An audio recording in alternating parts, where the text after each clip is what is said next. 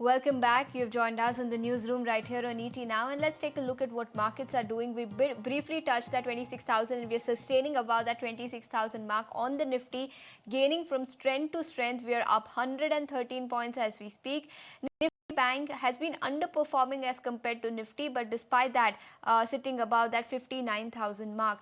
In terms of individual companies and sectors that continue to remain in focus, remember IT clearly is the biggest sectoral gainer in trade today. HCL Tech, that one is up 4%. Nifty IT Index up nearly 3% as we speak. That's the kind of up move that we have seen. We have Infosys, that one is up 3.2%. Wipro, TCS, all of these IT stocks continue to gain in excess of 2% in trade today. On the losing side, Tata Motors PV, remember we have the Citi report that has come in on this counter. This one is down 2%. Maruti Suzuki, NTPC, Coal India, Adani Ports, all of them continue to decline in trade today. In terms of individual sectors, now remember metal sector has been buzzing for the last several trading sessions, and that buzz continues today as well. Real estate stocks, however, are under pressure today. We have Godrej Properties, the biggest loser on the Nifty real estate index. DLF and Phoenix Mills are also some of the other losers from the real estate pack. In terms of other newsmakers, KEC International. Now remember, this stock has been declining in trade today on the back of clarification that the company issued that they have been barred by Power Grid and they will not be able to apply for any order win from Power Grid. So that one is down 7.5%. Vari Energies on the back of income tax search operations that have been going on across various offices. That one is declining in trade. Vari Energy, it should come up for you on your screens. This one has recovered from the lowest point of the day, but despite that, under pressure. Aditya Birla Real Estate on the back of a brokerage report that came in. So this counter is in focus.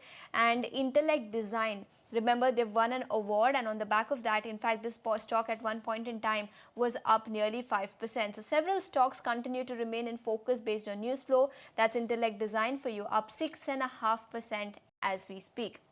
But shifting focus then, and a massive Cloudflare outage last evening briefly broke the internet, taking down apps from ChatGPT to Spotify and X. Anjali Palod breaks down what Cloudflare actually does, why its systems crashed yesterday, and what this means for the world's digital infrastructure, given that it protects nearly a fifth of all its websites.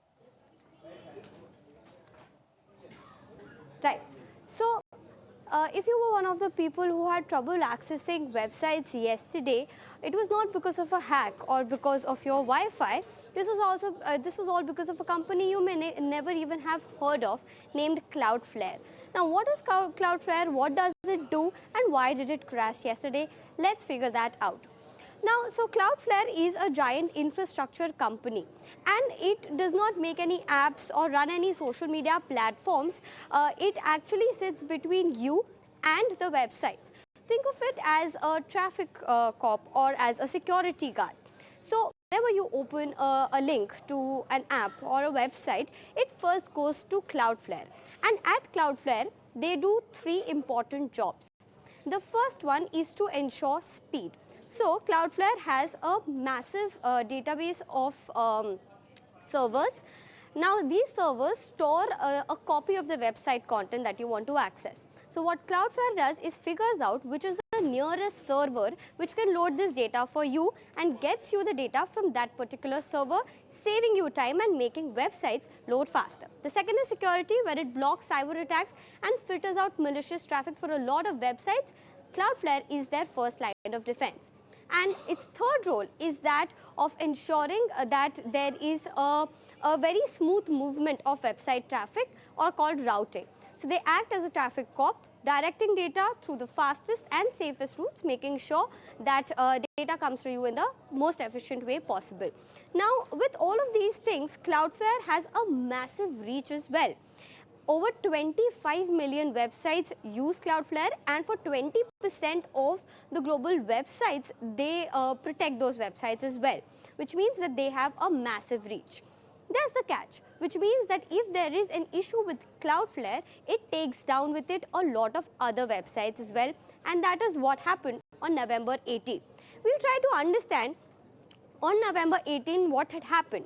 Because of a configuration, there was a file that became unexpectedly large on Cloudflare's end, because of which this file got copied onto all the databases, all the servers across the web, and this large file caused some systems to crash, which led to the global apps being hit. Now, this was a reminder that we may think that the modern internet is very, very divided, but in reality, there are only a handful of companies that are holding this entire system together. And Cloudflare is one of them, which means that when they go down, they take down a lot more websites with them. All right, Anjali, thanks so much for joining us with those